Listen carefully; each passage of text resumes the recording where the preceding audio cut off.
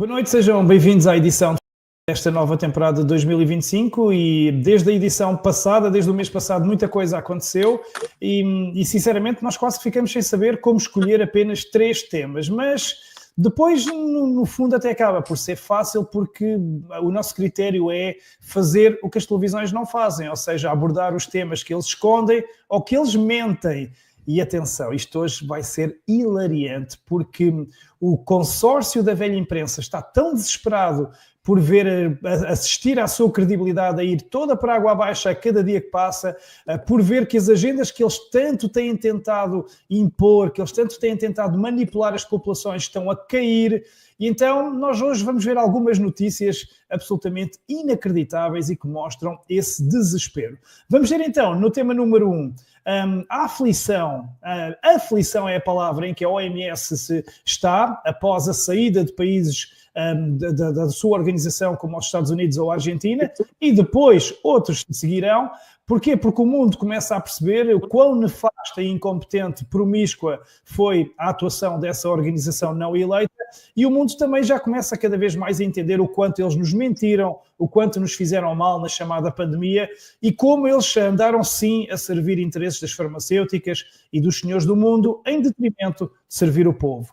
No tema 2, mais do mesmo. Vocês, atenção, vocês estão aí desse lado, comecem a comprar as vossas roupas anti-derretimento, porque, segundo as televisões, vamos todos arder, porque a cada mês que passa, por mais frio que a gente sinta, e eu ainda no último fim de semana estive com 7 graus negativos em Washington, mas para as televisões, cada novo mês é sempre mais quente, o mais quente de sempre da história. Mas também, pensando agora do outro lado, aí verdade seja dita, temos que dar crédito à televisão, temos que dar mérito, porquê? Porque eles estão a ser uns meninos muito bem comportados, estão a seguir exemplarmente as ordens dos seus amos em Davos, no Fórum Económico Mundial, os seus amos do grupo Bilderberg, Jorge Soros e afim. E nessa perspectiva, sim, eles estão a fazer um bom trabalho. Estão a cumprir o que lhes pediram, sim senhor. E no tema 3, vamos falar de Ursula von der Leyen.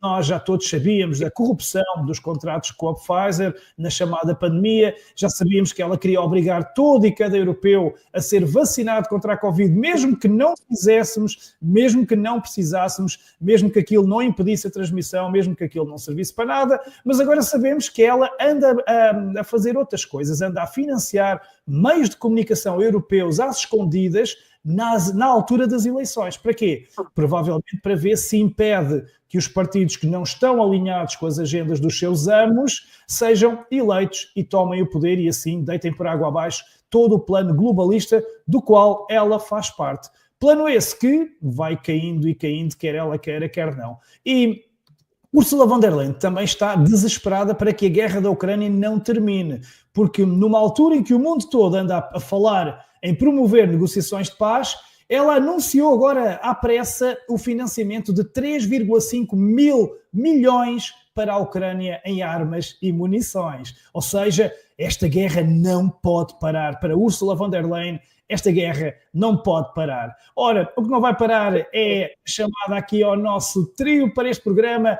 Vamos então falar aqui com os nossos 3 convidados que vão explicar como é que todos estes 3 temas estão relacionados e fazem todos parte de uma agenda de controlo, de enfraquecimento da humanidade, de redução populacional para sermos menos, para não termos nada, para sermos dependentes, para sermos escravos. E aqui estão eles para comentar este autêntico banquete de hoje, o nosso trio maravilha, Joana Amaral Dias, Miguel Macedo e Gustavo Santos. Joana, bem-vinda, eu acho que estás com vontade de comentar este banquete que aqui trazemos hoje, não é?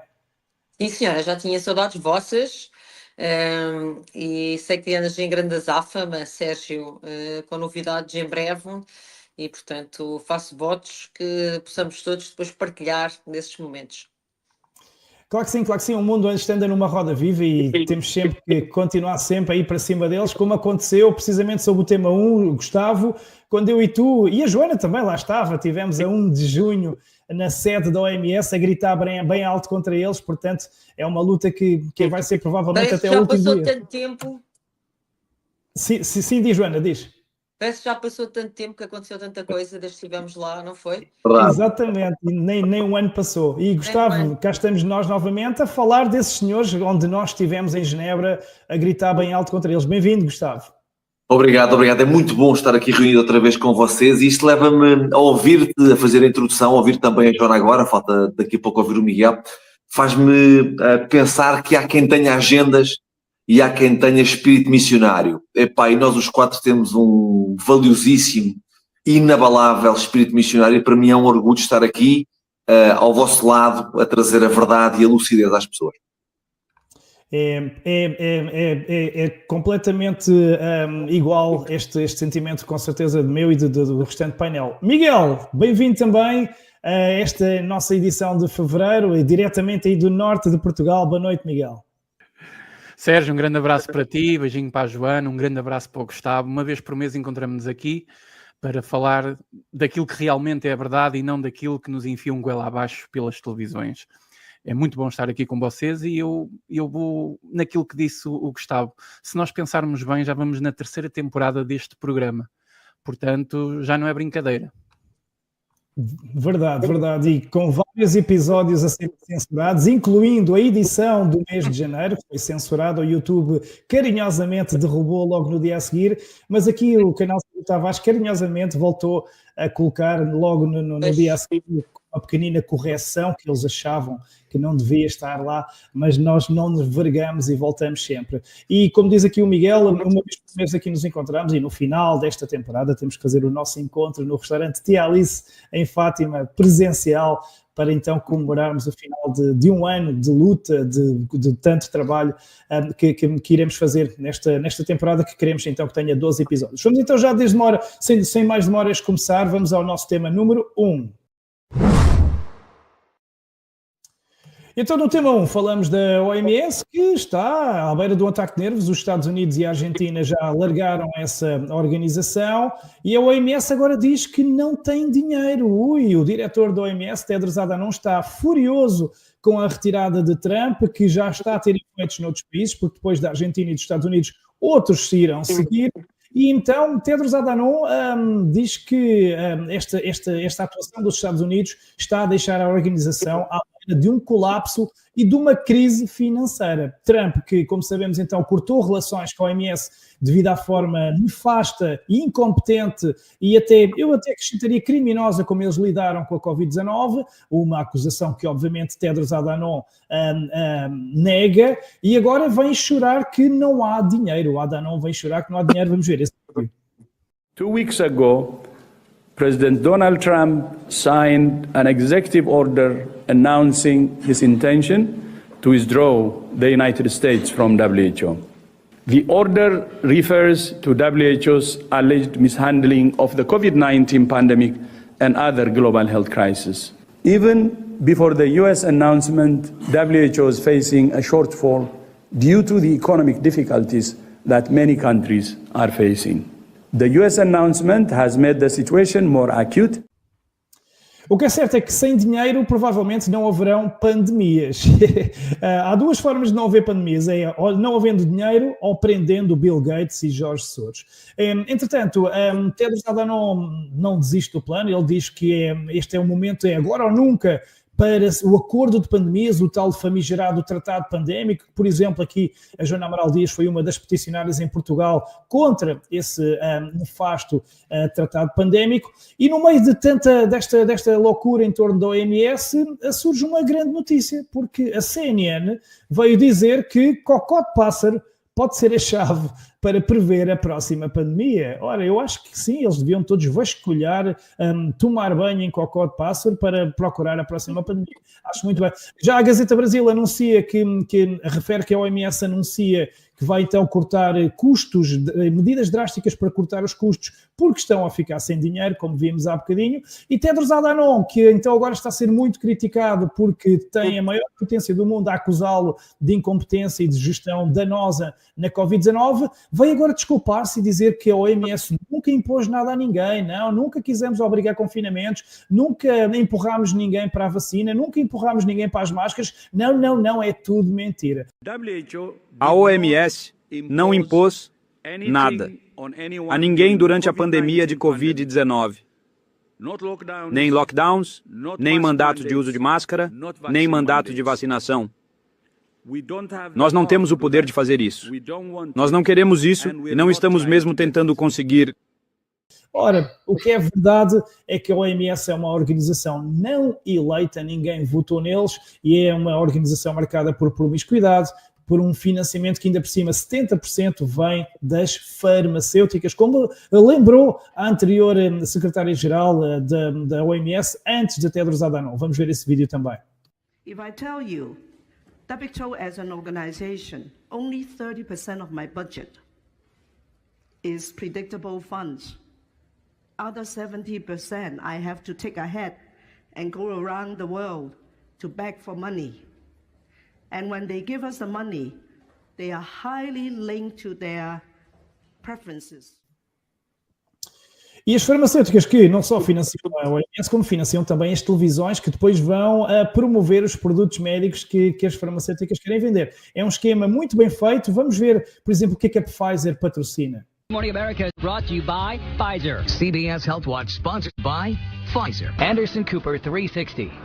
Brought to you by Pfizer. ABC News Nightline. Brought to you by Pfizer. Making a difference. Brought to you by Pfizer. CNN Tonight. Brought to you. E agora vejam também como as televisões depois cumprem na perfeição o trabalho encomendado pelas farmacêuticas. We know that the vaccines work well enough that the virus stops with every vaccinated person. A vaccinated person gets exposed to the virus does not infect them, the virus cannot then use that person to go anywhere else. It cannot use a vaccinated person as a host to go get more people. E finalmente, lembramos que no meio desta história toda, a OMS já tentou impor-nos aí o medo com outras pandemias, como a monkeypox, como a pandemia do mosquito, que acabaram por não ter resultado nenhum, ninguém lhes ligou coisa nenhuma.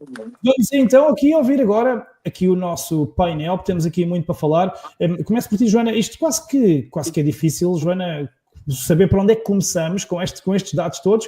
Eu proponho que começássemos então pela saída dos Estados Unidos e da Argentina da OMS, que é uma coisa incrível, inédita, e que se prevê que outros depois venham atrás, e depois então podes comentar notícias como o facto do cocó de pássaro ser a solução para se prevenir pandemias. Olha, é assim, eu acho que é preciso esclarecer ou repetir que a OMS tem esse nome, Organização Mundial de Saúde, mas que nos últimos anos transformou-se numa coisa completamente diferente. A OMS adveio uma central de compras. Aquilo que uma Organização Mundial de Saúde deveria fazer, e como vocês sabem, eu sou uma profissional da área da saúde e, portanto, este tema toca-me particularmente, aquilo que uma Organização Mundial de Saúde devia fazer era promover a saúde, promover estilos de vida saudáveis, em primeiro lugar, e a prevenção das doenças. Grande parte das doenças, nomeadamente aquelas que acometem os países ocidentais, devem-se a estilos de vida pouco saudáveis, sedentários, com uma má alimentação, etc. E, portanto, quando falamos de doenças cardiovasculares, de vários tipos de cancros, etc., estamos a falar efetivamente de um estilo de vida que proporcionou isso. E, portanto, uma Organização Mundial de Saúde tem como primeira obrigação justamente fazer essa prevenção. Mas esta Organização Mundial de Saúde o que fazia era vender produtos. Vender cada vez mais produtos. Portanto, era uma organização comercial, sem qualquer isenção, uma Organização Mundial de Saúde que pretende ter o poder de ingerência em Estados para decretar pandemias, que pretende ter uma palavra a dizer sobre a Organização da Saúde Pública em vários países, sendo que a OMS pertence em quase a totalidade dos países do mundo, tem que ter isenção. Se quer ter essa influência, tem que ter isenção, tem que ter imparcialidade. Mas a Organização Mundial de Saúde, sendo financiada por grandes fundos, dos grandes fundos magnatas e oligarcas, dos Rothschilds, ao Bill Gates, etc., não tem isenção nenhuma. Naturalmente perde a sua independência. E só resgatando essa independência, que depois pode ter a veleidade, a pretensão de vir justamente fazer esse aconselhamento mundial sobre as políticas de saúde pública que depois cada país vai adotar. Portanto, tendo se transformado numa central de compras e tendo passado a comportar-se efetivamente como vendilhões, não é? Mercadejando tudo e mais alguma coisa, de vacinas a comprimidos por aí fora, estando sobretudo interessada no lucro, a OMS, a Organização Mundial de Saúde, perdeu todo o seu, de facto, o seu estatuto e perdeu também o seu interesse. Eu penso que, Sérgio, a gestão da Covid-19 foi o pináculo, foi o expoente máximo, ao fim e ao cabo, dessa fajardice toda que se instalou, não é? Desse despudor, dessa falta de vergonha que é ter uma instituição, mais uma, que supranacional não eleita, que quer ter poderes sobre os Estados nacionais, mas depois que é financiada pelos milionários aceitos pelo sistema. Por exemplo, o Bill Gates. Já sabemos que uns são aceitos pelo sistema, outros são rejeitados pelo sistema.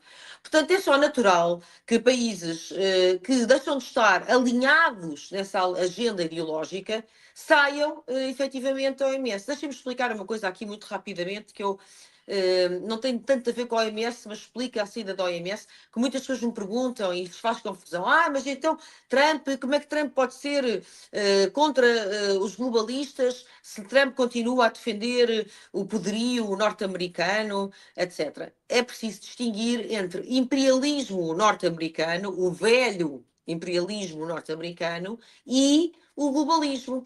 Trump está, neste momento, a defender aquilo que são os interesses nacionais dos americanos, para os quais foi eleito e mandatado, que, aliás, com as promessas que está a tentar cumprir, de resto, não é nenhuma surpresa, e não está ao serviço dos globalistas. Portanto, isto para esclarecer que são duas coisas diferentes. E, por isso, pode-se ser imperialista e não globalista. Pode, mas não é para todos, é para quem pode. Não é? Portugal, por exemplo, poderia querer ser imperialista, que neste momento já foi outrora, não é? Neste momento chupa no dedo. Mas isto para fazer essa pequena ressalva, porque isso também ajuda a perceber como é que Trump pode manter uma política expansionista, dominadora, sobre outros países, etc., e, portanto, defendendo aquilo que são os interesses nacionais, mas simultaneamente lutando contra estas agências, estes cavalos de Troia globalistas, que, ao fim e ao cabo, o que querem é rapinar a nossa soberania a qualquer custo, nomeadamente hipotecando a nossa saúde. Sem dúvida, sem dúvida. Falaste no Bill Gates, não podemos esquecer que o Bill Gates investiu em vacinas e ele já veio admitir que o retorno das vacinas foi de 1 para 20. Portanto, o Bill Gates, no fundo, é uma farmacêutica. Ele é uma farmacêutica gigante. Para 20 não é para todos. Exatamente, portanto, com a OMS, com 70% do seu financiamento das farmacêuticas e de gente como Bill Gates, que ganha depois numa proporção de 1 para 20 com a venda de vacinas quando há pandemias, está praticamente tudo dito. Miguel Macedo, quero-te perguntar a ti como é que tu vês então esta falência agora, eles estão sem dinheiro, o OMS, isto para nós são ótimas notícias, porque sem dinheiro fica mais difícil declararem pandemias, fica mais difícil atazanarem-nos o espírito, e como é que tu vês também a saída dos primeiros 2 países da OMS, e se tu achas que mais virão atrás dos Estados Unidos e também da Argentina? Bom, eu vejo isso com bons olhos, obviamente. Eu vou um bocadinho na onda que foi a Joana, porque de facto nós temos uma organização que não foi eleita pelo povo, nem mundial, nem europeu, nem nada do género, e está a querer poderes para poder mandar em cada nação. Isto, eu acho que qualquer país deveria ficar em alerta, independentemente se usa o alibi da saúde ou de outra coisa qualquer. A questão do financiamento dela é muito, muito controversa, porque isto muda de estação para estação. O que é que eu quero dizer? Enquanto estiver lá alguém que é contra os globalistas, como o Trump aparentemente demonstra que é contra os globalistas, estas organizações vão perdendo a sua força, vão perdendo o seu poder e o plano vai caindo por água abaixo. Se num outro momento entrar um pró-globalista, como foi o caso de Biden, ou como foi o Obama, etc. Ou seria a Kamala? Ou Kamala. Se fosse a Kamala, provavelmente neste momento a OMS estaria cheia de dinheiro e já estaria a preparar mais a cozinhar uma pandemia qualquer, não é? Portanto, nós vivemos aqui um bocadinho no planeta. Eu já não disse isto, não sei se foi aqui, onde foi, mas nós vivemos aqui no nosso planeta e nos jogos que nós vimos aqui a acontecer, muitos deles a Joana especificou-os muito bem, mas vivemos um bocadinho ao sabor do povo americano. Se o povo americano escolhe um pró-globalista, lá vamos nós pela rampa abaixo. Se escolhe um antiglobalista, ainda vamos ter alguma oportunidade de recuperar as nossas nações. Então, eu também não gosto muito desta ideia de o futuro do planeta estar entregue a uma só nação, mas é assim que funciona praticamente o mundo. Enquanto estiver lá o Trump, nós sabemos que o plano globalista vai ter mais dificuldade em ser implementado e a Agenda 2030 também vai ter mais dificuldade em ser implementada. Mas eu concordo com a Joana também na questão da OMS. A ideia de existir uma Organização Mundial da Saúde não é uma ideia que seja uma coisa à partida maligna. Se fosse realmente independente e aquilo que fizesse fosse passar única e simplesmente por conselhos, por organizar congressos médicos,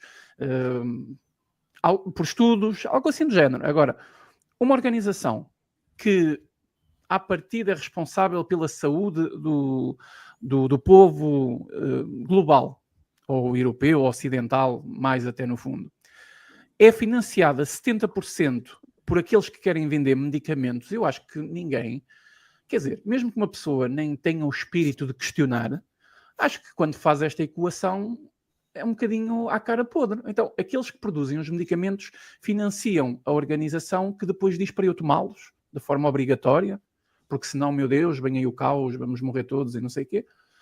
Quer dizer, eu acho que isto devia questionar qualquer pessoa. A OMS devia ter também regras a cumprir. A OMS também deveria ser escrutinada. Não sei, arranjarem um congresso qualquer, uma burocracia qualquer para escrutinar também a própria OMS. Porque desta forma a OMS faz e desfaz da maneira que quer, quando tem ou não tem o apoio político de grandes nações, como os Estados Unidos neste caso. E quem é que pede responsabilidades posteriormente à OMS? Ninguém, não é? Então o poder deles torna-se limitado quando estão politicamente pessoas que são contra o plano globalista, mas eu acredito que se isto não mudar assim em médio prazo, podemos estar em maus lençóis, porque se entra um globalista novamente nos Estados Unidos, nós vamos pagar por tudo, com certeza. Portanto, isto é um bocado perigoso. Eu acredito que a forma de escrutínio que a OMS devia sofrer era, pelo menos, não ter nenhum financiamento ou doação, chamem o que quiserem, de farmacêuticas. A OMS devia ser sustentada, o projeto devia ser sustentado pelo próprio povo europeu e quem quiser ajuda, quem não quiser ajuda, quem quiser patrocina, quem não quiser não patrocina. Penso que seria mais interessante dessa forma, mas obviamente nós sabemos que isto também é um plano que está por trás desta organização, claro. E isto tem tudo uma forma de ser. Eu ainda sou inocente ao ponto de olhar para a Organização Mundial da Saúde e ver que poderia ter algum impacto positivo se de facto fizesse coisas positivas, como a Joana deu aí alguns exemplos. Da maneira como funciona, eu acho que qualquer pessoa, mesmo mente fechada, já deveria estar a questionar o porquê. E eu acho que já nos questionamos, no fundo, não é? Sim. Mas ainda estamos longe de ceder a tudo isso. Se ela servisse para aquilo para que foi criada, se calhar estaria a fazer o bem. Mas esse ponto que tu tocaste é muito importante, que é como é que a população mundial fica dependente de um homem num cargo num país como os Estados Unidos, e se vai para lá quem não deve, levamos todos por tabela. Portanto, de facto é muito preocupante estarmos dependentes disso.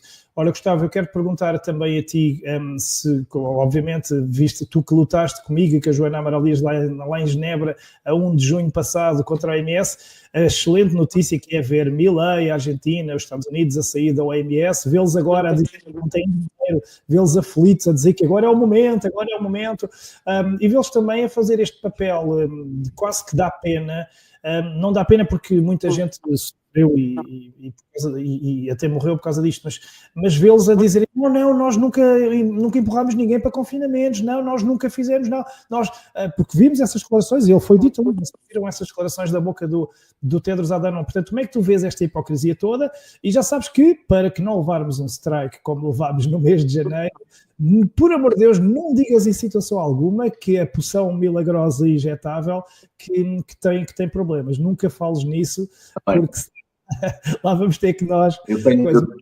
Eu tenho estes desenvolvimentos. Eu tenho essa tendência, aliás, o meu Instagram está cheio dessa palavra, é todos os dias sai essa palavra, mas aqui vou tentar recordar-me e não fazer. O que estamos a ver com o Trump e com o Milley, temos 2 exemplos de 2 líderes missionários à frente de 2 nações, e é isso que falta muito em todo o mundo e falta bastante em Portugal também.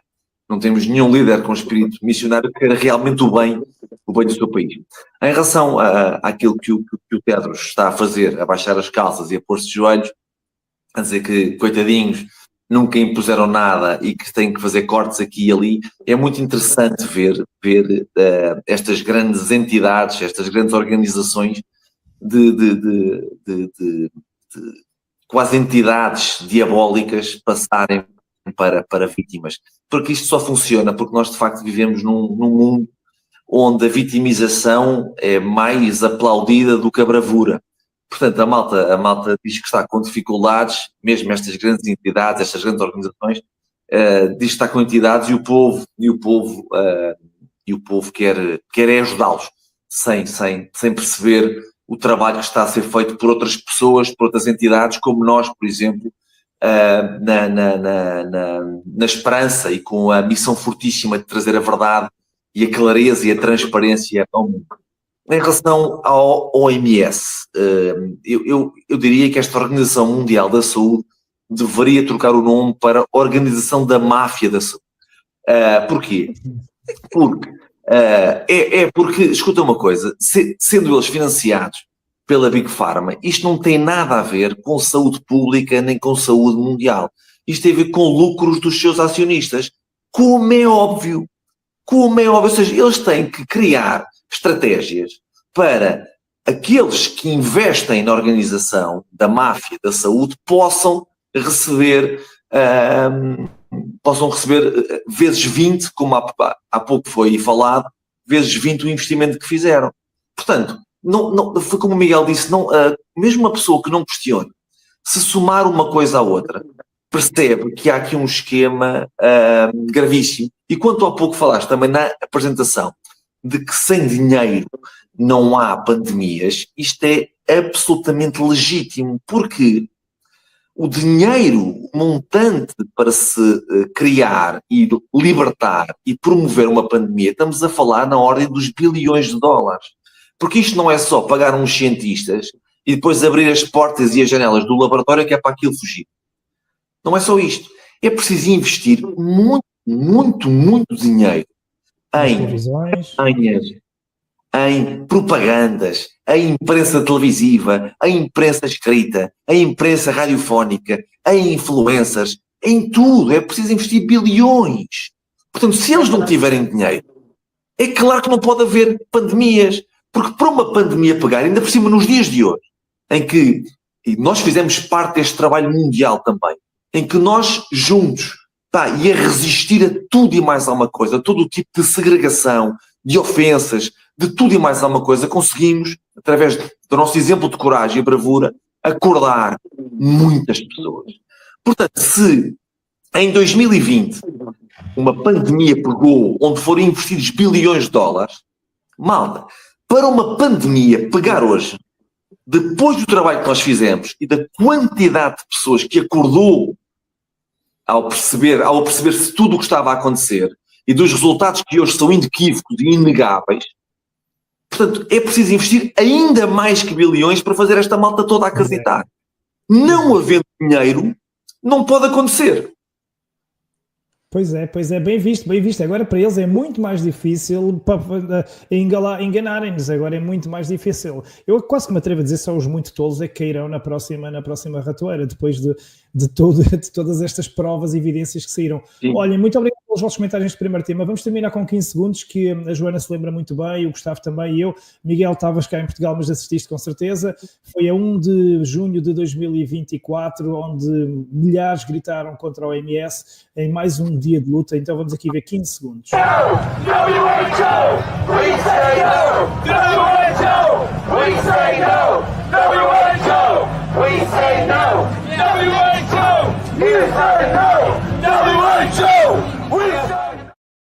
Toninha, dá poucos segundos, em poucos segundos, lembranças deste dia? Foi um dia espetacular, foi um dia espetacular, Sérgio, foi um dia bonito porque realmente sentiu-se ali a união das pessoas em torno de uma causa. Aquilo que o Gustavo estava a falar é verdade, não é? Às vezes basta uma areiazinha na engrenagem para impedir que a roda dentada leve to date, não é? E que seja uma máquina debulhadora. E todos nós somos, cada um de nós aqui é um grãozinho de areia, mas lá está, esses grãozinhos de areia têm conseguido fazer algumas inflexões no caminho importantes e algumas correções à trajetória. Temos motivos para estar orgulhosos. Gustavo, estarmos ali no meio daquelas pessoas fez-nos perceber que o mundo realmente está num despertar imenso e, como tu disseste, da próxima vez já não vai ser fácil. Não vai ser fácil enganarem-nos outra vez. O que é que tu sentes a ver as imagens? Estivemos ali no meio. Deixa saudades. Nós fizemos esta viagem juntos, para lá e para cá. Temos as nossas histórias nesta viagem, ainda nos rimos muito com aquilo que vivemos e com aquilo que passámos durante esse dia. Mas foi muito interessante sentir aquele espírito de união e perceber que todos nós gostamos de pertencer a algo, não é? Ainda que com esta porcaria da pandemia, com esta fraude, com este genocídio que aconteceu, quando isto começou, todos nós nos sentimos um pouco sozinhos. E por isso, mais mérito nós temos ainda. Porque é muito mais fácil se começarmos em grupo. Mas quando isto aconteceu, e aqueles que pensavam e que viam de forma diferente sentiam-se sempre sozinhos. Porque se falassem com a pessoa ao lado, o mais certo era a pessoa criticar, ou julgar, ou rotular, ou seja aquilo que for. E nessa manifestação onde nós estivemos, nós podemos encontrar alguns dos semelhantes. Alguns daqueles que, como nós, no princípio também se sentiram sozinhos, mas ali verificamos que nunca estivemos sozinhos. Apenas estávamos geograficamente sozinhos, mas estávamos todos juntos e a despertar ao mesmo tempo. Exatamente. E somos cada vez mais. Vamos então, fechamos assim o nosso tema número 1 e vamos passar agora ao tema 2. E agora então tenham medo, vamos todos arder, preparem, como eu disse na introdução, os vossos fatos anti-derretimento, porque segundo a SIC e as televisões todas e todos os jornais e meios de comunicação, cada mês que passa é sempre o mais quente da história, mas o mais quente sempre, eles vão até medir ao tempo dos dinossauros e tudo, eles têm uma tecnologia muito, muito, muito especial. E como vê, a SIC diz que janeiro, a SIC e todos dizem que foi o mais quente, mas esta conversa já vem desde tempo. Vejam que já o ano passado, no mês de julho, disseram que foi o mais quente, depois o agosto foi sempre o mais quente, portanto, é sempre o mais quente. Só que eles esquecem-se que nós temos acesso aos registros e notícias como esta, por exemplo, mostram que Portugal, em 1930, chegava a ter 68 graus ao sol, e hoje, se isto não é derreter, eu nem sei. Mas seja como for, sabemos que eles têm ordens para nos impor esse medo, o calor, vamos todos derreter, e a SIC também, a SIC aparece muitas vezes, agora estou aqui a pensar, a SIC a dizer que os oceanos estão a aquecer 4 vezes mais depressa do que há 40 anos. Isto pode ser bom, temos jacuzzi, porque aqui em Portugal ir à praia, a água é terrível, dói nos ossos, pode ser que a partir de agora seja mais difícil de mergulhar. Ora, seja como for, nem tudo são boas notícias, porque esta do jacuzzi e da água ficar mais quentinha pode ser bom, mas a Folha de São Paulo diz que o stress gerado pelas alterações climáticas está a levar ao propósito das aves. Isto é obviamente uma coisa que nos deixa bastante preocupados e com certeza nem eu, nem o meu painel e vocês aí desse lado irão dormir bem esta noite perante esta péssima notícia. Outra má notícia, e novamente é a SIC, é que já não vai ser muito fácil ir procurar o pote de mel no final do arco-íris, porque segundo a SIC as alterações climáticas vão acabar com o arco-íris. O que, e falávamos isto em off aqui com a Joana Amaral Dias, isto pode ser para a agenda woke, porque os LGBT, XPTO 4 mais 1 menos 3 dá 19, vão isto, porque acaba o arco-íris. Bom, seja como for... há umas evidências que podem dizer que o planeta de facto está a aquecer. Vocês viram que nos Grammys a namorada do Kanye West estava com tanto calor que teve que ir despida. Portanto, aí sim temos de dar o braço a torcer. Mas, no entanto, por exemplo, aqui em Portugal, Miguel Arruda sempre vai viajar, traz malas com casacos, camisolas, camadas de roupa por causa do frio. Portanto, ficamos sempre na dúvida. Entretanto, aqui em Portugal, atenção que o Bloco de Esquerda levou à votação ao Parlamento de um projeto de lei que reconhece o estatuto de refugiado climático. Vamos então aqui ver quem é que votou a favor do estatuto de refugiado climático. O Bloco de Esquerda, claro, Livre e PAN. Ora, lá está os três que juntos não fazem um. O resto votou contra, mas o PCP absteve-se. O PCP ficou a pensar, mas claro, pelo menos foi rejeitado. Seja como for, eu pergunto o que é que o Bloco de Esquerda terão fumado quando eles decidiram criar este projeto de lei, o que é que eles estariam a fumar? Seja como for, não nos podemos esquecer que o Bloco de Esquerda são os mesmos que financiam os maluquinhos do clima. Sobre isso vale a pena recuperar o encontro imediato que eu próprio tive o ano passado com os maluquinhos do clima aqui numa faculdade de Lisboa. Agora estamos aqui na Faculdade de Ciências Sociais e Humanas de Lisboa. Estão aqui os maluquinhos do clima, mesmo atrás de mim. Estes são aqueles que se colam no chão, que bloqueiam estradas, partem montras, encontram-se na Europa todos e vão de bicicleta com certeza, porque são contra as emissões de dióxido de carbono dos carros. E eles estão aqui, estamos aqui bem no meio deles, dos maluquinhos do clima, vamos ver. E vou-vos até mostrar aqui o aspecto deles. Alguns, olha, por exemplo, aqui têm assim estas... Olha, vejam bem, vamos assistir. Olha, estão a ver? São os maluquinhos do clima aqui em direto ao vivo. Os maluquinhos do clima, pelo menos têm uma licenciatura. Os maluquinhos do clima, vejam bem, olha. Estão a ver os maluquinhos do clima? É isto que eles fazem. Para ajudar o clima, partem montras. Para ajudar o clima, prendem-se ao chão, colam-se às paredes, mandam tintas, vestem-se à batatune e é assim que eles vão combater o clima. Ok, tu és a brasileira que estava aqui a ofender as pessoas, não é? Eu adoro brasileiros, eu estive no 7 de setembro no meio de Bolsonaro.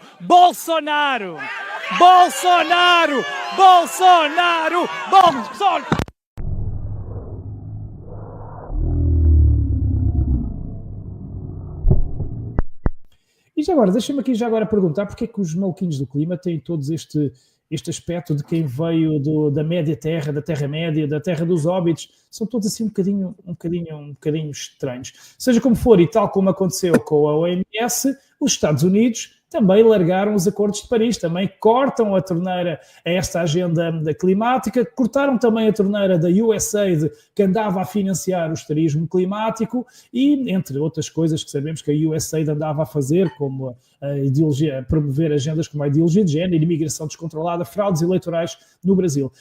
Seja como for, isto é uma grande notícia também, os Estados Unidos abandonarem os acordos de Paris. E finalmente terminamos lembrando que sobre as alterações climáticas, nunca é demais relembrar estas declarações do diretor da CNN em câmara oculta, a dizer que como o Covid já não dá mete medo a ninguém, já não vende, eles vão carregar nas alterações climáticas e vejam como as televisões cumpriram essa promessa. So, climate change overload.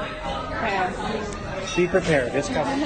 Stories, like right now, we had an inside track right now where 2 stories are going to be pushed. Climate change is going to be the next COVID thing for CNN. We're gonna hone it. I love it. Do you think it's going to be just like a lot of fear, climate? Yeah, fear sells.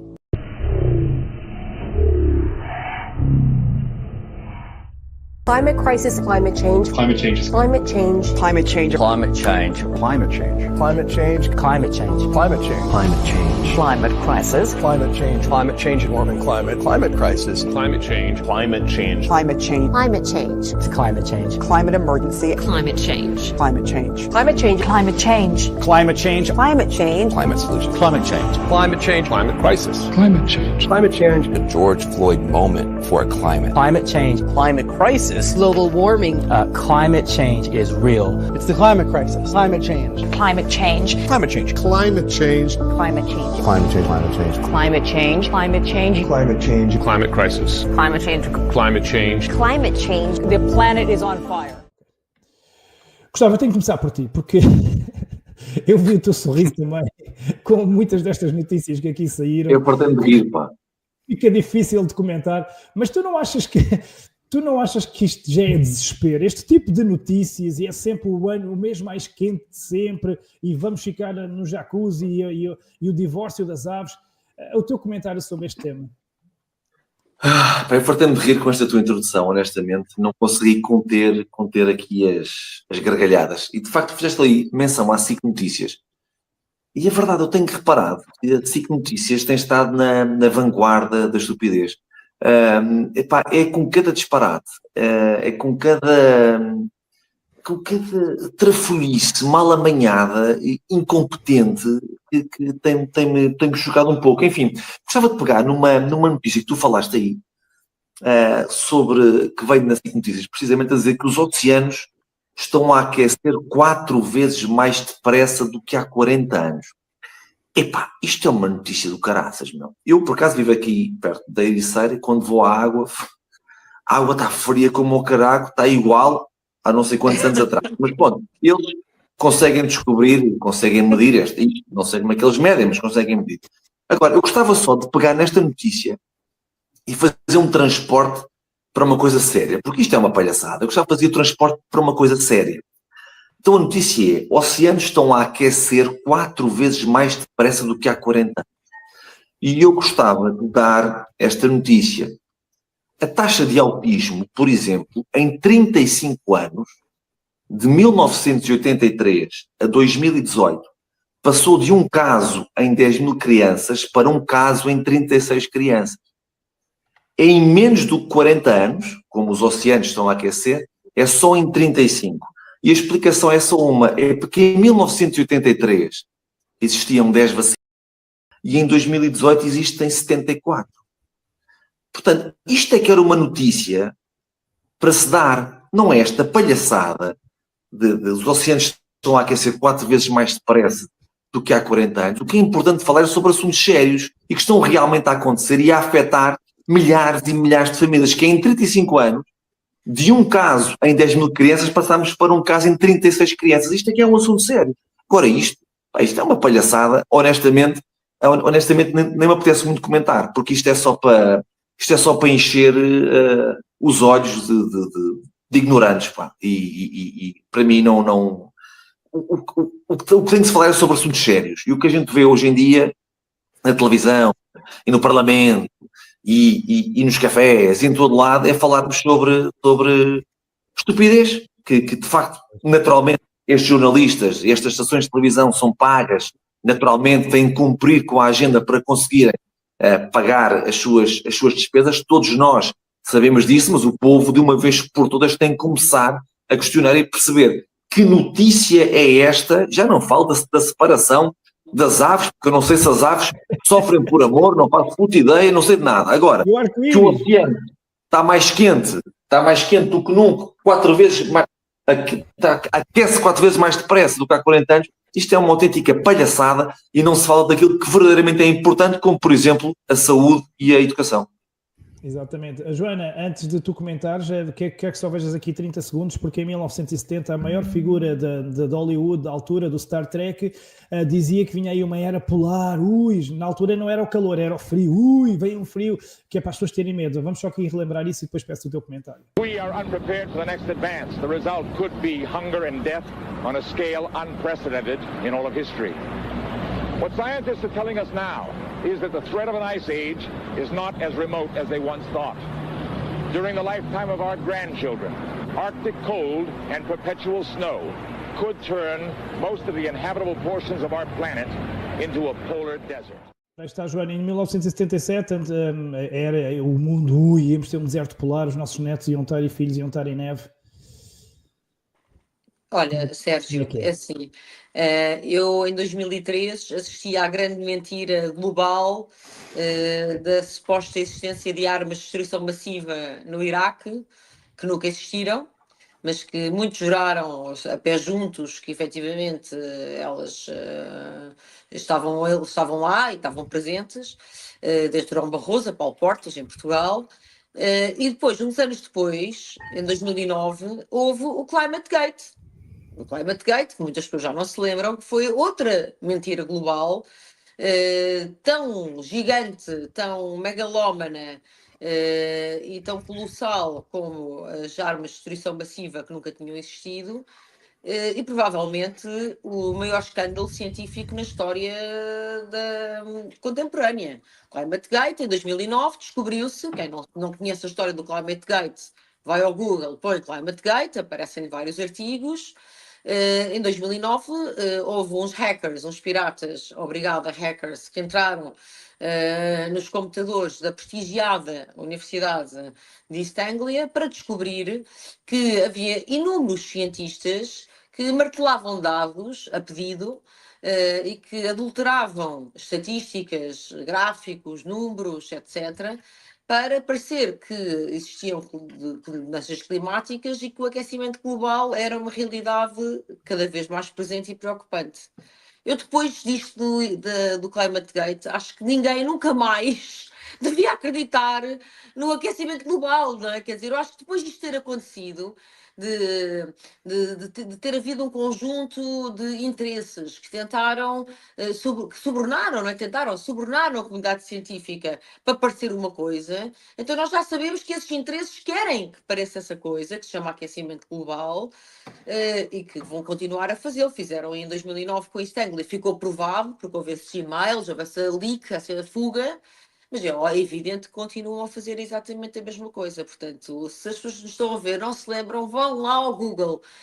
Porque eu estou a dizer isto, Sérgio, porque eu tenho falado com muita gente, até informada, que diz assim, ClimateGate, não me lembro nada disso. Pois. Tipo, 2009, ok, 2009 foi há 15 anos, mas a maior parte de nós aqui, não é, já éramos adultos, quer dizer, foi há 15 anos, mas não foi há 45 anos, quer dizer, foi no nosso tempo de vida.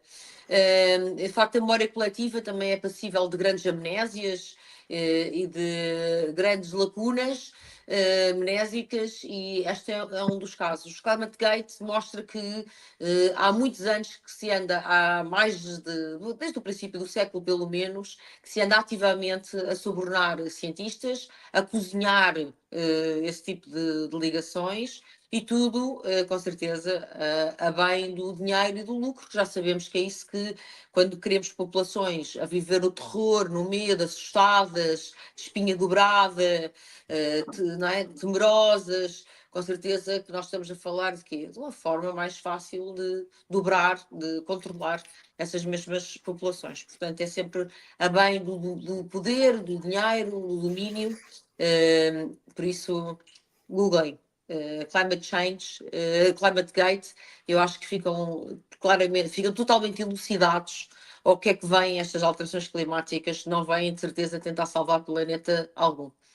Sim, estás a falar em dinheiro, em lucro, estás a falar em 2009, olha, vamos aqui ver 17 segundos de Al Gore, ficou em 2009 célebre, ele está milionário, ele vai para Davos de jato privado, ele está milionário, por ser um guru climático. Vamos ver o que ele em 2009 ele dizia, 17 segundos. There is a 75% chance that the entire North Polar ice cap during some of the summer months could be completely ice-free within the next 5 to 7 years. Ora, nos próximos 5 a 6 anos, isto em 2009, ou seja, até 2014, o Polo Norte ia ficar sem gelo no verão, não aconteceu.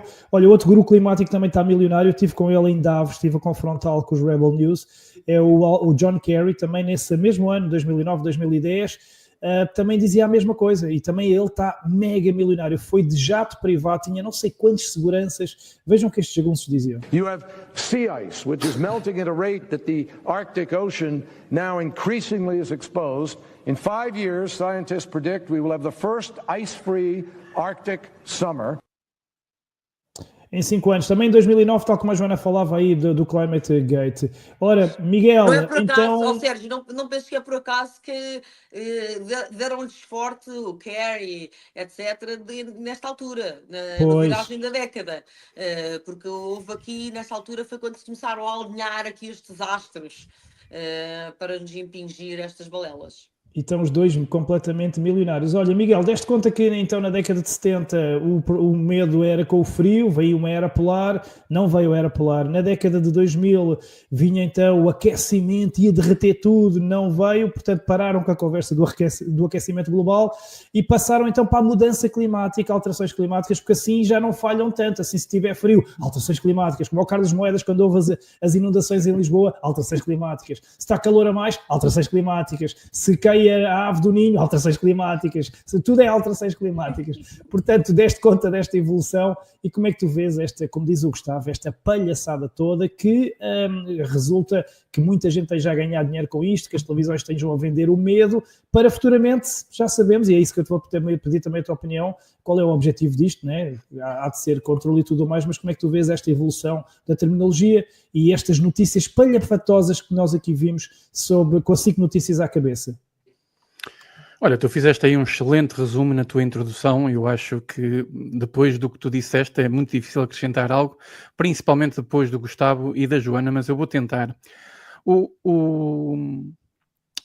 Gustavo...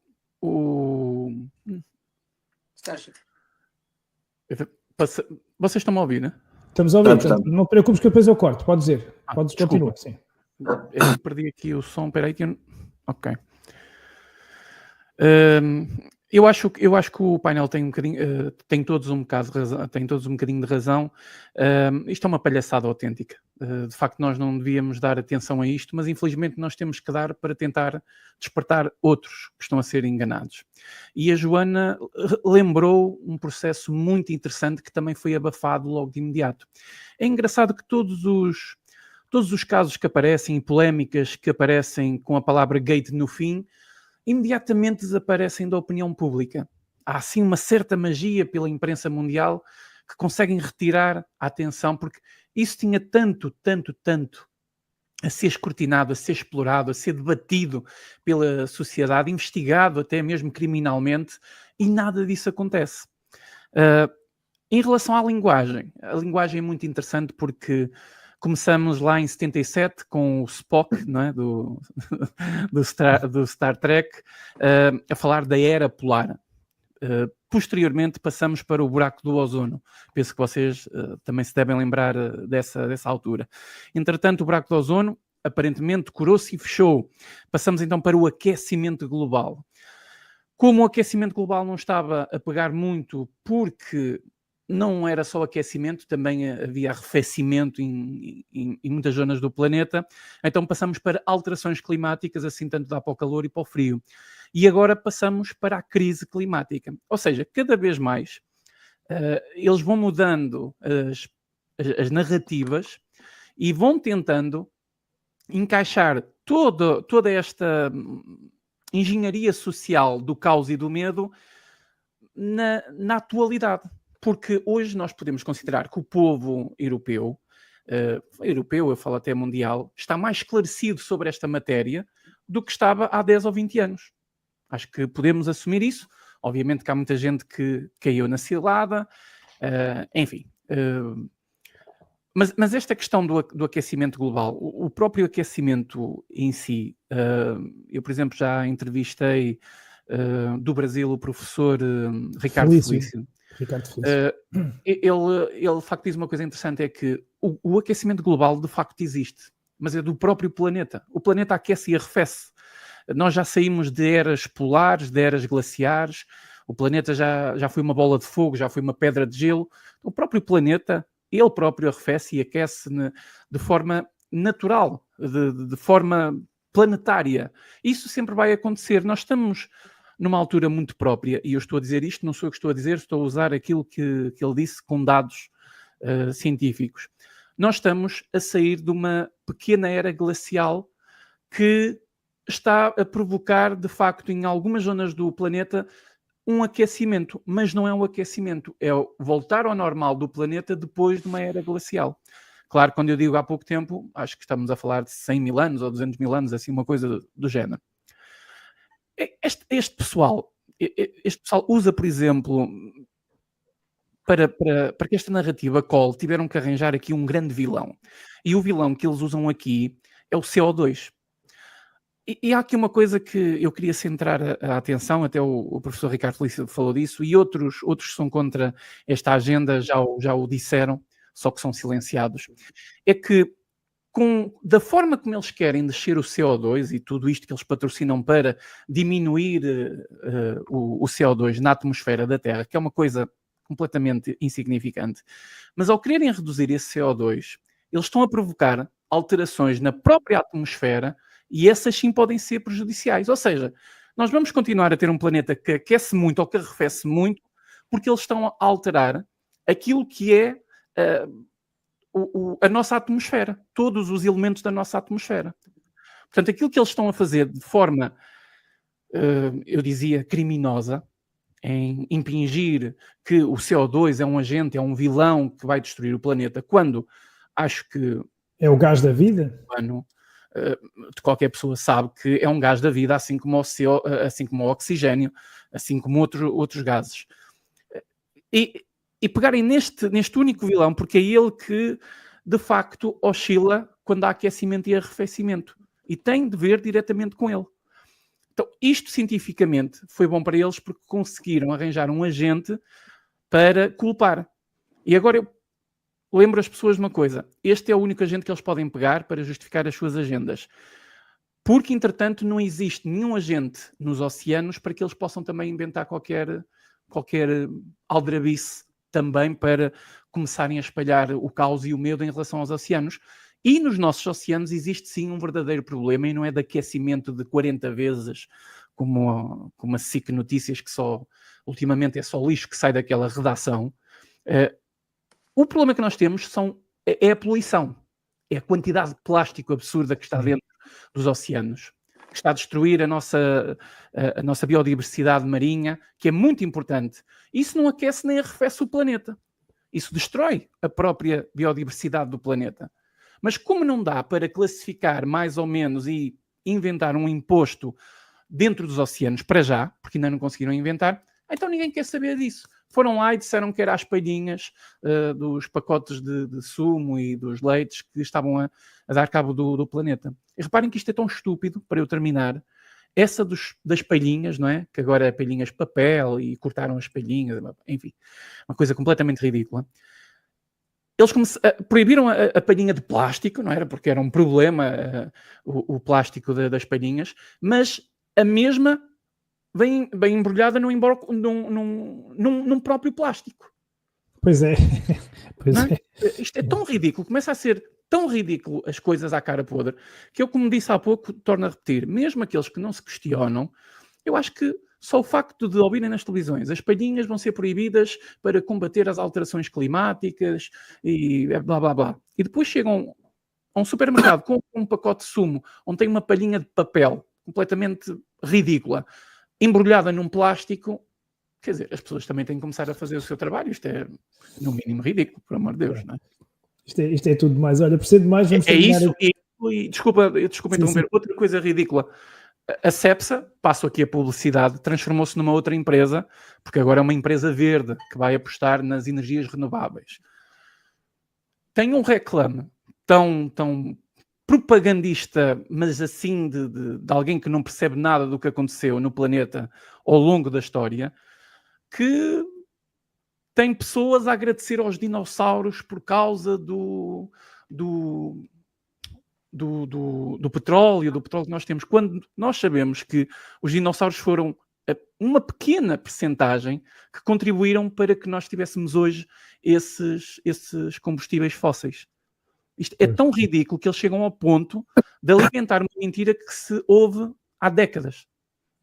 E as pessoas continuam a engolir essas mentiras porque não há ninguém que as ensine, infelizmente. E é precisamente tudo tão ridículo que vamos terminar aqui com uma compilação de 60 segundos do quão ridícula é toda esta agenda. The era of global warming has ended. The era of global boiling has arrived. How dare you! The debate is settled.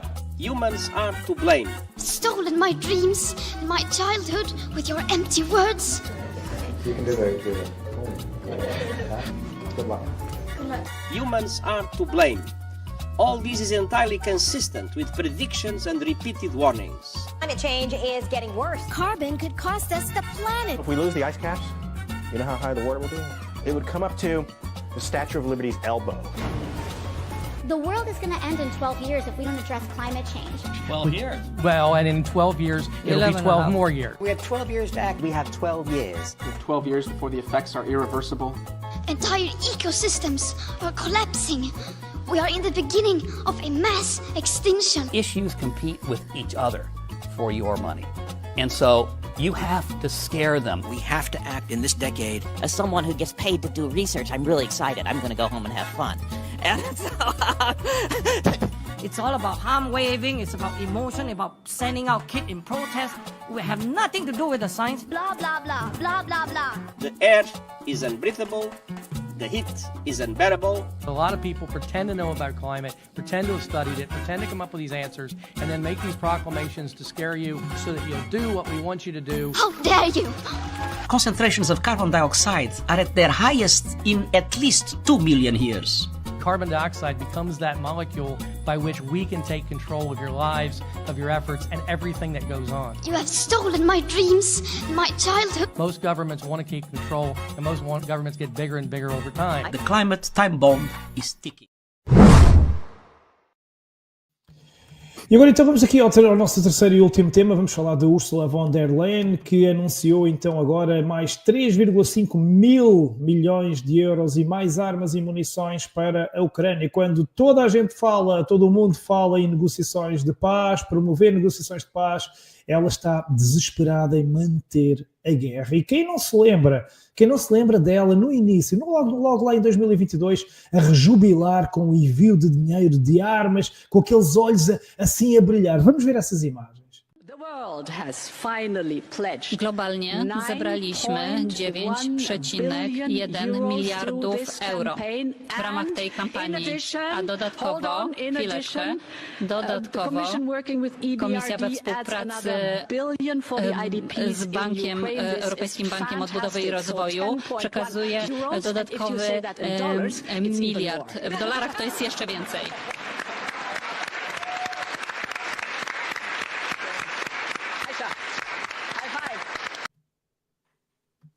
Ora, passado este tempo todo, ela continua a mandar dinheiro, só que agora já não está com aquele brilho no olhar, agora está a ficar preocupada.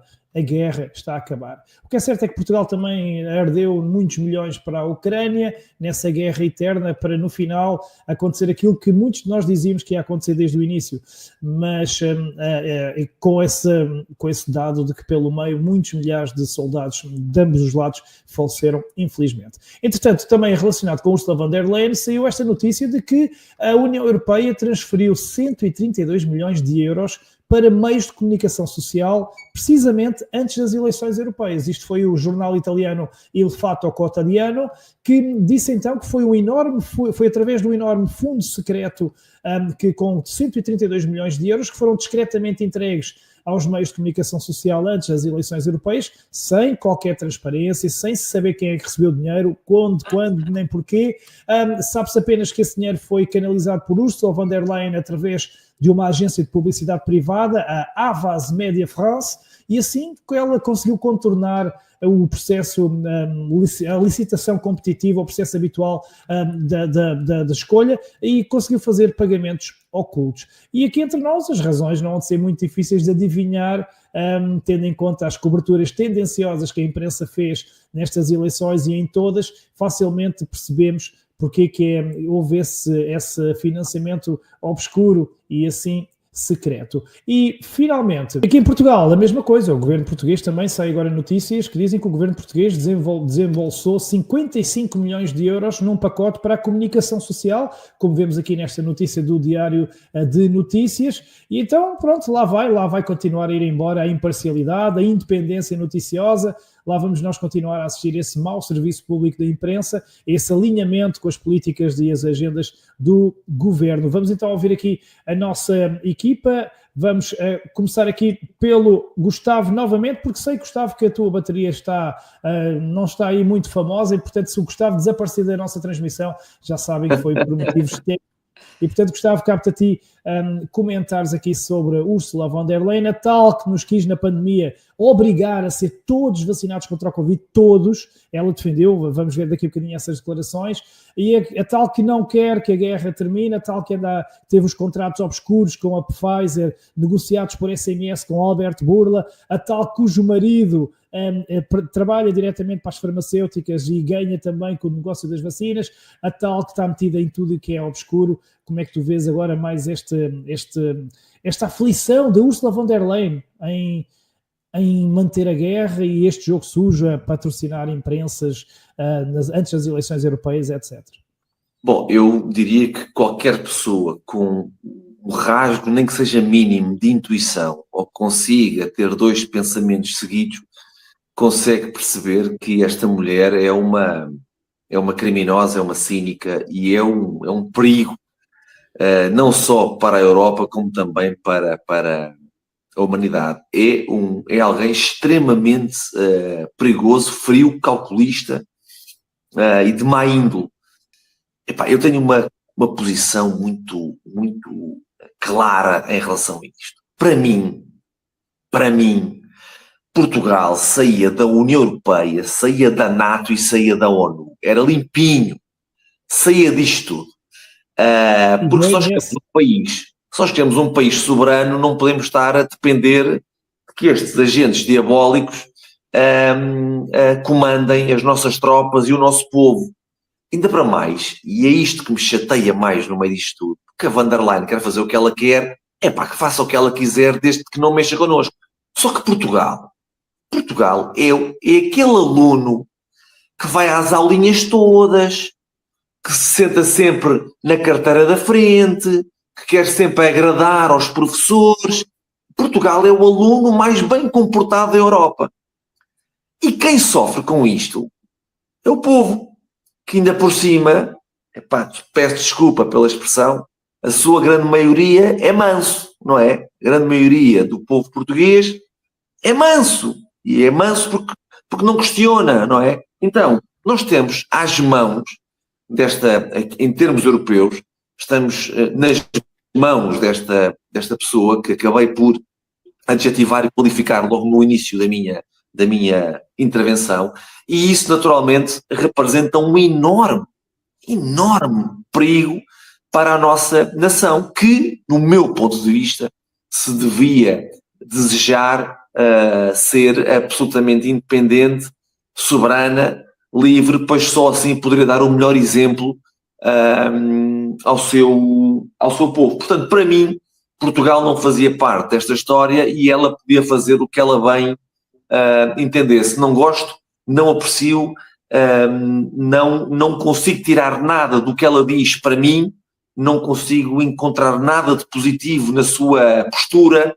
E depois, só para terminar esta intervenção, basta ver dois exemplares que nós tivemos em todo o processo da pandemia, o Costa e a Temido, que foram premiados com ordenados chorudos a irem para a Europa continuar a destruir o continente. Basicamente é isto. É verdade, falaste aí de Portugal é um bom aluno, não podemos esquecer que na campanha eleitoral do Montenegro, o nosso primeiro-ministro Ursula von der Leyen estava cá em Portugal ao lado dele, no Porto, ali lado a lado. Portanto, isso diz muito do nosso governo e como o nosso governo baixa... Ele não é o meu primeiro-ministro, aliás, ele é um agente imobiliário e isso tem-se falado muito sobre isso também nos últimos tempos, quando uma vez mais se devia falar era sobre questões importantes, como mencionei há pouco, é a saúde e a educação. Andamos a perder tempo, andamos a brincar com bocas para aqui e bocas para lá. Exatamente. Caso para dizer, Montenegro já era. Já era, exatamente, já era. Miguel, como é que tu vês? Já conhecíamos Ursula von der Leyen pela corrupção nos contratos da Pfizer, por toda essa promiscuidade. Já tínhamos visto também que ela estava muito, muito feliz e eufórica com a guerra, aquele vídeo que nós vimos há bocadinho, ela anunciar assim, eu nunca parecia a pessoa mais feliz da Terra com a guerra, armas, e agora continua, quando todos falam em paz, ela continua a querer mandar a guerra. Já sabíamos isso, mas agora estes dados novos dela, da União Europeia, mandar dinheiro pela porta do cavalo para a imprensa na altura das eleições. Isto é mais uma jogada que não nos surpreende, mas que se nós não falássemos aqui, se calhar pouca gente saberia, não é? Como é que tu vês este ser, Ursula von der Leyen? Olha, Sérgio, eu falei desse assunto no meu canal, até pelo escândalo que aconteceu nos Estados Unidos, caiu numa boa altura. Foi lamentável que a imprensa, já sabíamos que a imprensa não ia pegar nisto, e por mais que as redes sociais tentem, as redes sociais falam, mas nós somos uma pequena percentagem naquilo que é o global da nossa população, no que diz respeito à informação. Ainda preferem a televisão, os meios tradicionais, infelizmente. Então não pegou, mas devia ter pegado porque muita gente ia abrir a pestana. Esta senhora, esta fulana, para não lhe chamar nomes, ela quando chegou lá, quando foi lá colocada, não é? Quando chegou, aquela personalidade toda, houve uma grande propaganda em volta dela, seria um novo rosto da direita conservadora, era uma mulher tradicional, uma mulher de família que tinha 6 ou 7 filhos, assim uma coisa qualquer. Eu, na altura, já andava a fazer as minhas investigações, não é? Já era assim tomado como tolinho das teorias da conspiração, como vocês são todos, não sou só eu. E na altura eu lembro-me que fiz um direto no meu canal, no meu primeiro canal, que o YouTube fez o favor de apagar, com 50 mil pessoas, e disse, à cara podre, naquela altura eu era um bocadinho mais desbocado, que ela era basicamente um agente do demónio no planeta, e que toda a gente ia se arrepender de hoje, e eu estava a falar para o eleitorado da suposta direita, aqui em Portugal, da direita conservadora, social-democracia, enfim, que as pessoas iam se arrepender profundamente por estarem a bater palmas e a apoiar esta fulana. Não foi preciso, lembro-me que à altura algumas pessoas seguíamos há algum tempo e não é como a população vive esta coisa com o coração, não é? Em vez de olhar para a política com a cabeça, usam o coração, usam o músculo errado.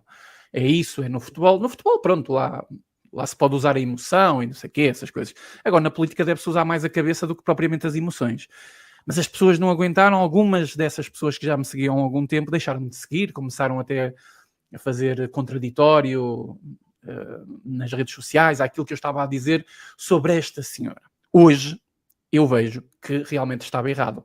Ela não é um agente do demónio. Ela deve ser o demónio em pessoa na Terra. Porque tudo aquilo que ela está a fazer, se vivêssemos realmente numa sociedade livre que investigasse isto a sério e não só de forma da informação, do jornalismo, mas também criminalmente, esta mulher não saía mais da prisão. Ela e muitos outros que são rastreados através dela. Esta coisa das picas e do financiamento por trás das picas, de usarem as crianças também, de alimentar estas guerras, de tudo isto, é o esplendor máximo daquilo que esta mulher pode fazer para destruir de uma vez por todas aquilo que é o Ocidente, aquilo que é as nossas nações. E ela está a conseguir fazê-lo. E quando acabar o papel dela, não se preocupem que ela não vai desaparecer, não vai sofrer. Ela já tem outro sítio para estar muito confortável, assim como tu falaste da Marta Temido e do Costa. Esta senhora também já tem o seu lugar.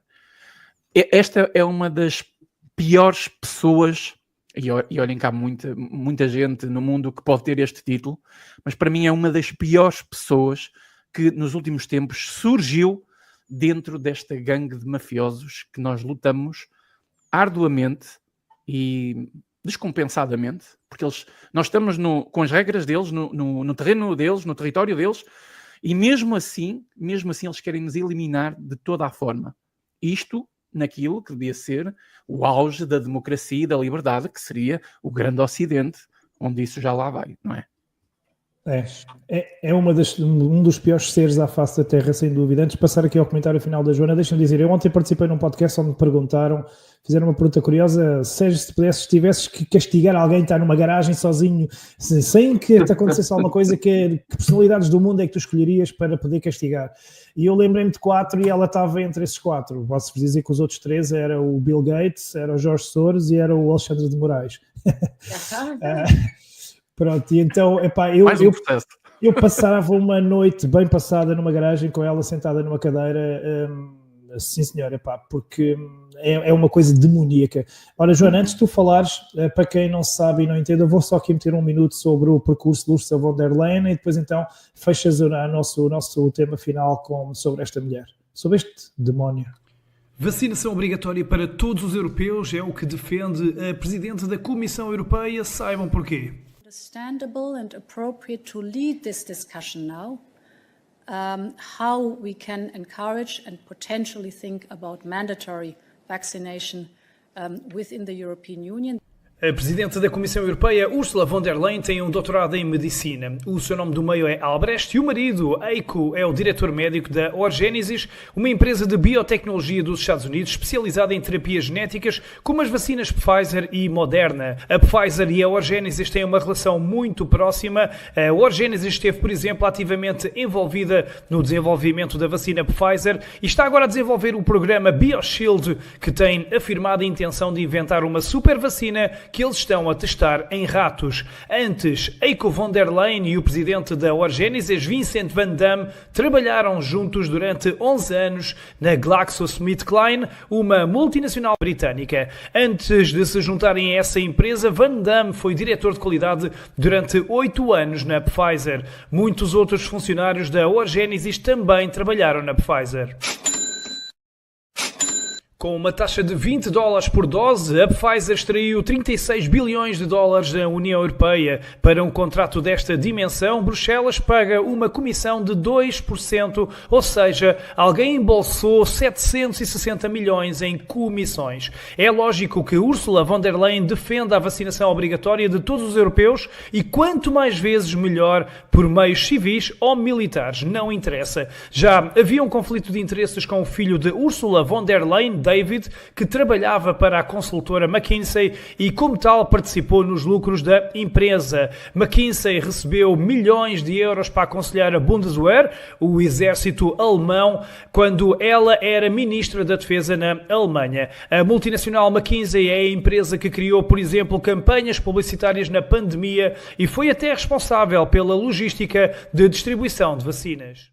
Ora, Joana, achei importante só pormos aqui também este contexto, porque até em termos familiares, com o filho e com o marido, há toda uma promiscuidade, já desde o tempo em que ela era ministra da Defesa alemã e principalmente nestes contratos alemães. E como vimos, alguém desembolsou 760 milhões em comissões nos contratos assinados por ela e Alberto Burla em segredo por SMS. Portanto, a tua opinião sobre esta mulher e sobre estes últimos 2 dados que também aqui falámos, a questão de mais financiamento para a guerra e financiamento à comunicação social antes das eleições europeias. Para haver estas narrativas unívocas, unanimistas, tem que existir uma comunicação social que o invente cúmplice.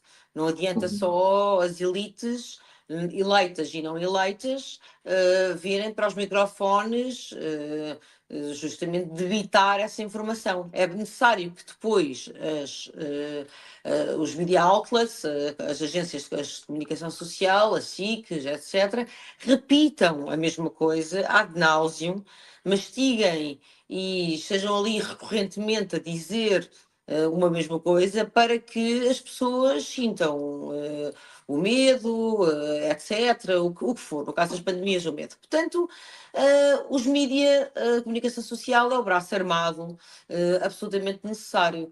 Claro que, como tu estavas a dizer, Sérgio, perde totalmente a isenção. Não é possível uma comunicação social livre, não é possível um jornalismo com watchdog, com de facto capacidade de escrutínio do poder político, se não tiver aqui de mãos livres. Se não tem folha limpa, não é? Se tem rabos de palha, interesses mancomunados, nomeadamente com o poder político, se deita, não é? Todos os dias com o poder político, é evidente que não consegue ter o mínimo de isenção. Eu acho piada, porque a mesma Comissão Europeia, a mesma Europa, vamos dizer assim, a mesma Europa que pagou milhões à comunicação social para a manipular, é aquela que anulou as eleições na Roménia porque supostamente houve influência da Rússia. Então o que é que ficamos? Afinal, há interesses geoestratégicos que se movem e que usam outros países como catapultas ou plataformas incendiárias. Isso sempre existiu, basta lembrar por quem é que foi financiado o Partido Comunista depois do 25 de Abril em Portugal. Basta lembrar porque é que foi financiado Mário Soares e o começo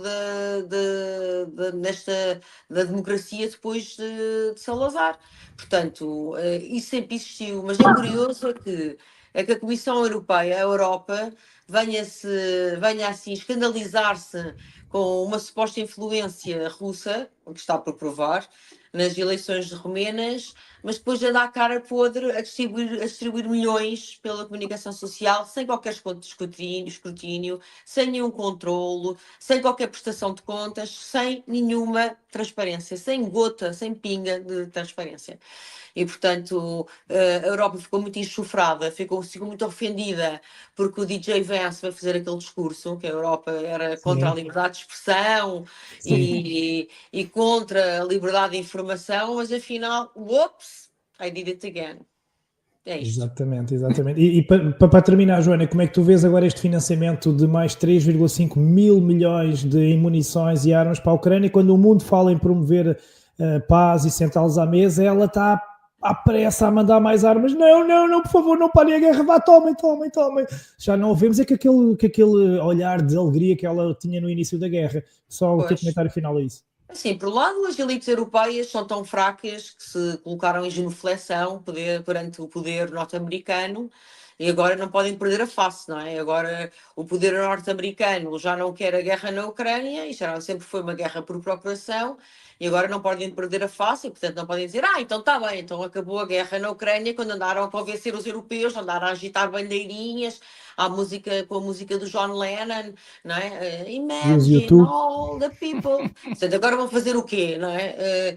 Isto por um lado. E depois, como é óbvio, Sérgio, há compromissos que foram estabelecidos com o lobby armamentista, não é? Com o lobby das armas. E, portanto, não é fácil romper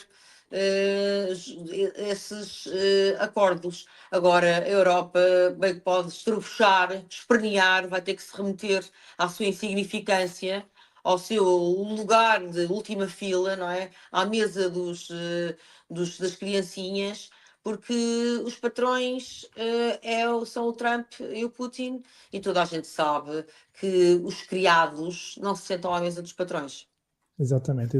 E no final vai acontecer aquilo que tudo nós dizíamos que ia acontecer desde o início. O Donbass obviamente não ia voltar para a Ucrânia, porque o Donbass é um território que luta para ser independente contra a Ucrânia há 10 anos, com maioria russófona. São mais de 90% da população no Donbass são russófonos, que estavam a ser espezinhados pelos próprios ucranianos numa guerra civil e que veem esta invasão russa até como uma libertação. E portanto nós tínhamos dito desde o início que esses territórios nunca voltariam, porque eram territórios que nunca quiseram sequer pertencer à Ucrânia, queriam ser independentes. Só que no meio disto tudo, tantas mortes, tanta perda, tanta coisa, e infelizmente nós avisámos. É incrível, é incrível. Bom, vamos terminar com as notas altas e baixas. O Gustavo vai ser o primeiro, mas eu hoje vou aqui só quebrar o protocolo, porque eu tive, como sabem, no CEPAC de Washington, com pessoas maravilhosas, que têm fotografias ao lado do Milei, do Abascal, do Trump, essa gente toda, mas há uma pessoa que eu queria aqui partilhar, eu quero dar hoje uma nota alta. Esta senhora aqui é a Karoline Leavitt, é a porta-voz da Casa Branca, a nova porta-voz da Casa Branca. Eu tenho que vos dizer, ela também discursou lá no CEPAC, é uma pessoa incrível, ela tem uma assertividade com a maneira como ela conduz aquelas conferências de imprensa, como ela a clareza, até a beleza, até a sensualidade dela, que a mulher é incrível, é absolutamente incrível, e portanto eu hoje quero dar uma nota alta e uma nota baixa. A minha nota alta é para esta mulher que é incrível, e a minha nota baixa é para este demónio, esta besta, este Belzebu, esta cabeça de macaco, Ursula von der Leyen. Pronto.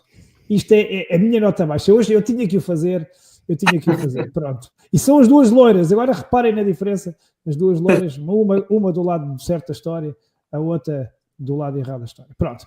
Agora que rompi aqui o protocolo, porque vinha com esta desde lá de Washington, Gustavo, Estou curioso, primeiro em saber se fizeste o trabalho de casa, porque já houve dias em que foste mal comportado e não fizeste. É verdade. Segundo, quais é que são as tuas notas? Mano, mal comportado sempre, meu. Olha, fui-me lembrando aqui ao longo da conversa. Tu tinha razão. Sendo que uma coisa não tem... a nota alta não tem nada a ver com tudo o que nós falamos. Nota alta para mim, este mês partiu uma das pessoas mais admiráveis que este país tinha, Jorge Nuno Pinto da Costa. Digam o que disserem, um exemplo ímpar de espírito missionário, de amor incondicional neste caso por um clube e pelas pessoas que lá trabalhavam, uma sagacidade extraordinária, uma capacidade de humor rara, uma habilidade, uma naturalidade para falar sobre a morte, muito, muito difícil de se encontrar. Para mim, um homem extraordinário. Eu tive apenas uma vez com ele, mas é muito interessante ouvir os relatos das pessoas mais íntimas dele e da forma como qualificavam em termos de cavalheirismo, em termos de boa disposição, em termos de positivismo, em termos de liderança, em termos até de dirigismo também. Portanto, um homem para mim extraordinário. Verti muitas lágrimas ao saber da notícia e nos dias seguintes também. Portanto, a minha nota alta vai para essa pessoa. É uma pessoa que para mim faz falta aqui, porque independentemente de coisas que possa ter feito menos boas, todos nós fizemos. Quem nunca fez que atire a primeira pedra. Verdade, ele defendeu uma causa, abraçou uma missão de vida e honrou-a até ao fim. E pá, que muitos mais de nós fôssemos capazes de fazer o mesmo em relação àquilo que nos apaixona e em relação àquilo que mexe connosco. Portanto, essa é a minha nota alta. A minha nota baixa vai para a falta de notícias sobre a relação entre tanta morte súbita, tantos cancros, tantas doenças autoimunes, a falta de relação entre tudo isto, tanto autismo e as injeções, não posso dizer aquela palavra. Para mim a nota baixa vai para aqui. É demasiada areia para os olhos das pessoas, para um povo que não questiona e inventam tudo e mais alguma coisa para justificar o que está a acontecer. Portanto, a minha nota negativa vai para esta falta de relação absoluta entre aquilo que é claro, visível e que a comunicação social esconde a sete chaves. Muito bem, muito bem. Deixa-me só deixar aqui uma nota muito rápida sobre Pinto da Costa. Eu não fui apanhado de surpresa porque eu tinha feito um podcast com o Dr. Fernando Povas e em off ele já me tinha dito mesmo o timing, quantos meses e o que... Portanto, daí a capa do livro de Pinto da Costa que já estava preparada, já tinha mesmo um caixão, já tinha uma bandeira. Portanto, as pessoas que estão ao seu redor já sabiam, ele próprio já sabia, ele lidava com isso. E disseste também uma coisa muito importante, Gustavo, é que quantos de nós já não fizemos merda da grande? Quantas falcatruas eu já não fiz, ilegalidades no trânsito? Portanto, é assim, Pinto da Costa fez muitas e grandes, e daquelas mesmo numa escala grande, mas conseguiu o mérito de, apesar disso, pessoas como eu, que sou sportinguista ferrenho, o admirar também e conseguir ter gostado dele e conseguir, apesar de saber que estava a prejudicar o meu próprio clube com falcatruas, eu conseguia gostar dele e apreciar o estilo dele. Portanto, percebo o que disseste. Vou passar aqui para o Miguel. Miguel, estás aí no Norte, não sei qual é a tua nota alta ou se é baixa, se é a mesma, mas vamos então ficar a saber. Olha, a minha não tem a ver com futebol, mas obviamente fica aqui os meus sentimentos à família, vale o que vale. De facto, o Pinto da Costa fez muitas, que eu não as conheço, não faço ideia, mas sou sincero, se tivéssemos um Pinto da Costa e um Marcelo Rebelo de Sousa para Presidente da República, eu votaria no Pinto da Costa porque eu sei que ele podia falcatruar tudo para defender aquilo que é os seus interesses. Dentro dessa filosofia. Sim. Mas a minha nota alta e baixa, eu primeiro vou começar pela nota alta. Eu vou fazer hoje aqui uma coisinha de forma um bocadinho diferente, mas pronto, vai lá ter. Eu tenho aqui um trio para a nota alta, porque eu acho que eles estão a começar a mover muitas areias movediças e a chatear os globalistas, e isso é tão bom. E principalmente ver as redações da nossa imprensa a esgotarem o Xanax nas farmácias próximas, que é o Trump, o Musk, o Elon Musk e também o Milley.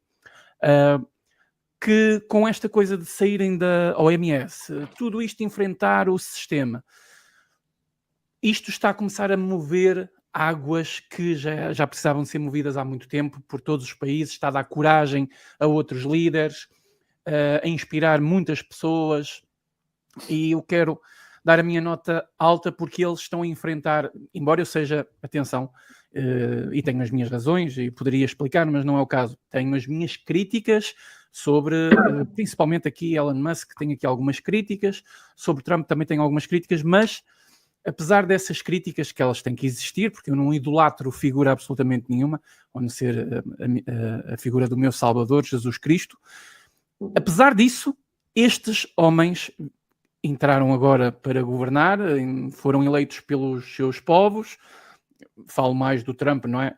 O Musk deu ali uma ajuda, mas vieram-nos salvar de um caminho que eu não estava a ver grande retorno. Estava a ver a agenda a avançar muito rápido e foi um alívio ver isto a acontecer.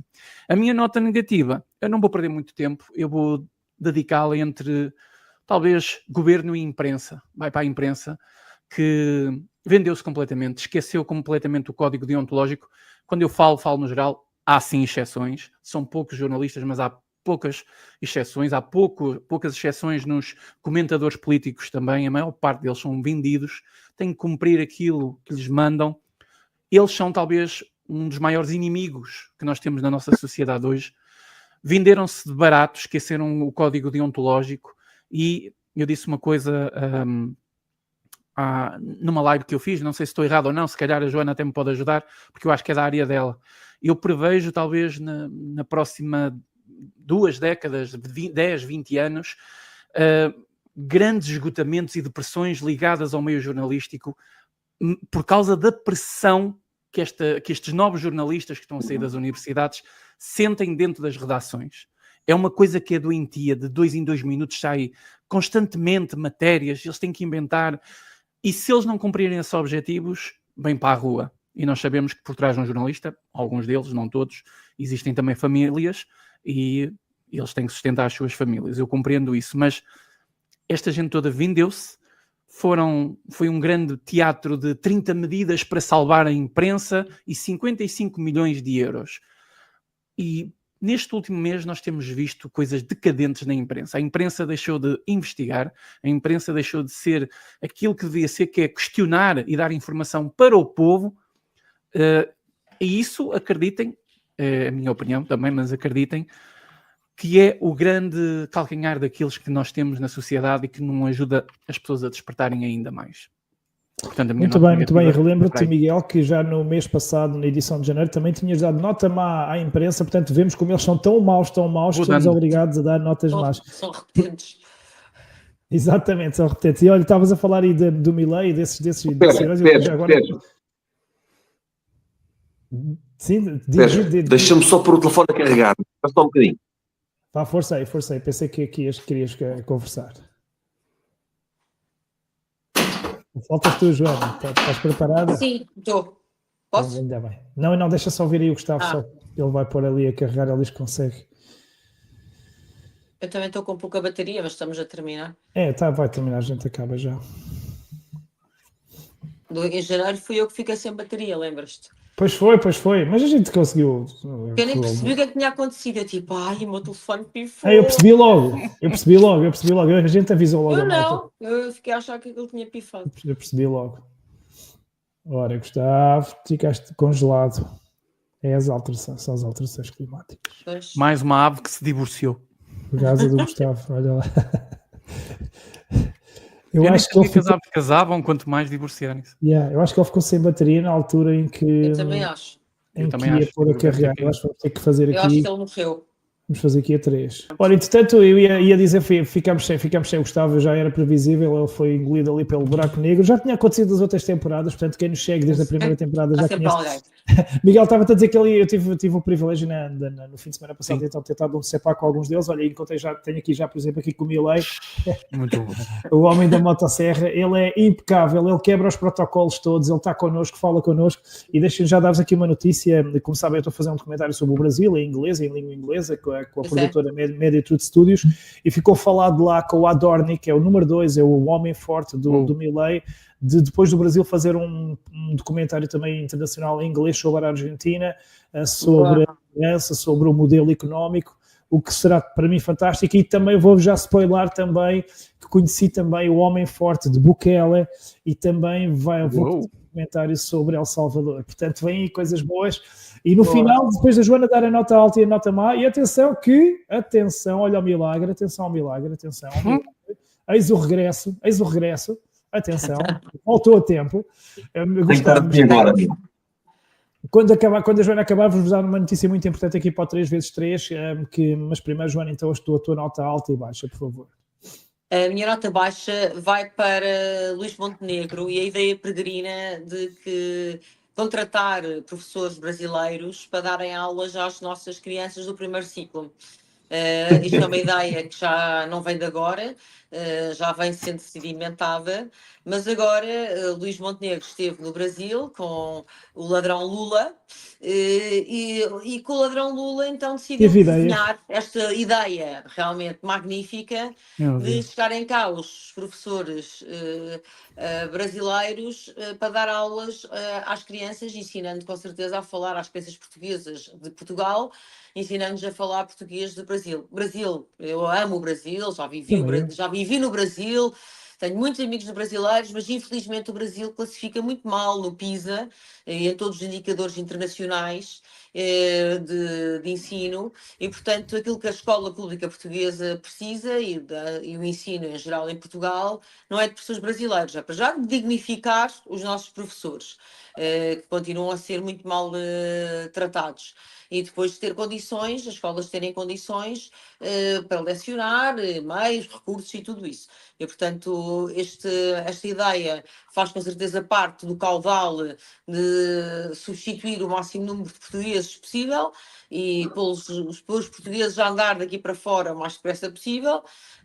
E eu só posso rejeitar, sou mãe de 3 filhos, só posso rejeitar que os meus filhos e os filhos de Portugal sejam educados por cidadãos estrangeiros, sejam eles quais forem, nomeadamente nacionais do Brasil. Sim, verdade. E a tua nota alta? Minha nota alta vai para o... Bateria, será? Pode ser bateria. Podemos ter ficado sem a Joana agora e sem saber qual é a nota alta da Joana, e ela ficou ali congelada pelas alterações climáticas. Mais uma ave se divorciou. Ou pelo divórcio dos pássaros. Ora, portanto, ficámos. Foi por um bocadinho. Já na edição de janeiro, a Joana também ficou sem nos dar. Acho que não sei se ela deu a nota ainda há tempo. Deu. Não ficou mas ela vai voltar, que ela é rija. Tu sentes que vai voltar? Vai. É que neste momento temos as pessoas aqui também a assistir ao programa 3x3 na expectativa. Olha, então eu vou-vos dar a vocês a notícia que tenho aqui a dar a todos. Olha, a Joana saiu exatamente, foi agora para o buraco negro que tu conheces, Gustavo, estiveste lá há um bocadinho. Como é que é estar nesse buraco negro? Conta-nos lá, estiveste há bocado lá de cerca de um minuto. O tempo passa diferente, é? Como é que como dizem os cientistas? Epá, é muito importante todos nós conhecermos o fundo do nosso poço, meu. Mas é escuro, é quente, é frio, tens memórias, respiras, comes... Na verdade é um bocadinho estressante, porque estás a tentar perceber como é que te podes conectar outra vez, não é? Estás em direto, estás entre amigos e não queres fazer figura de totó, não é? Pronto, então andas a tentar perceber como é que te reconectas. Eu tive que fazer aqui umas mudanças, porque agora o fundo é diferente. Estás noutro cenário, pois é, estás noutro cenário, a gente nem tinha dado conta. Não, estou no mesmo lugar, só que tive que mudar de sítio porque o carregador não dá para estar naquela posição. Pois, mas eu acho que a Joana não vai voltar, porque no mês passado também lhe aconteceu isso, ela não conseguiu voltar a tempo. Eu acho que vamos prosseguir. Olha, a notícia que eu tenho para vos dar a vocês, Miguel, Gustavo, Joana, quando ela vir, e a quem estiver do outro lado, é que previsivelmente a partir do verão nós vamos fazer este programa 3x3 presencialmente em estúdio, com todas as melhores condições possíveis que imaginarem. Vamos ter mesmo um estúdio com tudo e mais alguma coisa. Vamos arranjar forma de juntar-nos todos, porque o Miguel é do Norte, mas vamos ter aqui uma equipa de produção muito vasta e o canal vai crescer muito, muito, muito, fruto também deste trabalho desenvolvido nos últimos meses, com comentários e tudo mais. Mas vai ser um programa presencial e com uma equipa de produção incrível, onde vocês até vão ser maquiados, vamos ter tudo e mais alguma coisa, tudo aquilo que temos direito. Temos que ir para cima deles com força, temos que ir para cima desta imprensa, como o Miguel diz, com força, com usar as armas deles, e o canal Sérgio Tavares já o está a fazer, primeiro dando entretenimento ao público em geral através do podcast, com mágicos, como tivemos a Solange Cardinali, futebolistas, cantores, para atrair o público normal e público, aquela cenourinha que as televisões dão também durante o dia, que a Praça da Alegria e tudo mais, e depois então nos programas de qualidade como o 3x3, como o Jornal Blind Spot, como Nuno Machado.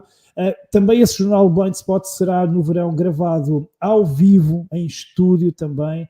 Portanto, vem muita coisa boa e vão ter que levar connosco com um bocadinho de tudo. Entretenimento, informação, a informação alternativa e tudo mais. Portanto, olha, despeço-me dos dois. Gustavo, muito obrigado pela tua presença mais uma vez. Foste e vieste. Chegaste-lhe a tempo. Um abraço. Um abraço, meu. Obrigado. Obrigado, meu. Isto é muito bom. Estarmos juntos. Miguelito, força aí, meu irmão. Estamos juntos, hein? Um grande abraço. Obrigado, Miguel, também um abraço aí para o norte de Portugal e até daqui a 30 dias, um mês mais ou menos, se tudo correr bem. Um abraço para vocês também e um beijinho para a Joana, que ficou lá no Buraco Negro, mas daqui a 30 dias voltamos novamente em força. Um abraço para todos, para aqueles que estão a assistir. Partilhem, deixem o vosso gosto, é muito importante para a verdade chegar mais além. Isso. Exatamente. Disseste aí uma coisa muito importante, é que quando cada pessoa que ponha um like nesta transmissão, cada pessoa que ponha um comentário faz com que a transmissão chegue mais longe e seja mais recomendada através pelo YouTube. YouTube esse que boicota muito o canal Sérgio Tavares. Eu vou-vos dar o exemplo ainda no podcast esta semana com a Solange Cardinali no X, onde eu tenho cerca de 200 mil subscritores. Eu tinha 1.500 pessoas ao vivo e no YouTube, que tenho 400 mil subscritores, eu tinha 30 ao vivo. 30. Portanto, vocês veem como o YouTube, a Google faz mesmo jogo sujo. Só que nós não baixamos os braços e seguimos em frente. E, portanto, daí também todas estas notícias que eu dei. Muito obrigado aos dois. E agora, só falta o agradecimento a todos vocês que estão aí desse lado. E muitos de vocês acompanham o canal Sérgio Tavares desde 2020, desde há 5 anos, acompanharam todo o progresso, desde aquela altura em que com um telemóvelzinho eu andava pelo mundo aí, tipo, quase sem saber o que fazer, mas na ânsia de mostrar aquilo que as televisões não mostravam. E agora o canal Sérgio Tavares está a produzir um documentário internacional para uma nação inteira, prepara-se para produzir mais outros documentários e em breve vamos ter condições para ter uma verdadeira televisão alternativa com todos os conteúdos que vocês gostam, com tudo aquilo que as televisões não mostram, e isto também só é possível graças a vocês que foram apoiando naquelas alturas-chave, apoiaram sempre quando era necessário, e preparem-se porque depois de terminar o documentário do Brasil será encerrado completamente também o tema Brasil. O povo irmão depois seguirá o seu caminho e o canal Sérgio Tavares voltará à sua luta contra o globalismo, contra o Fórum Económico Mundial, contra o Grupo Bilderberg, contra Bill Gates, contra Ursula von der Leyen, contra essa gente toda, mas sempre com vocês desse lado. Muito obrigado a todos, até ao próximo mês. Este é o 3x3 que agora acabou com -1.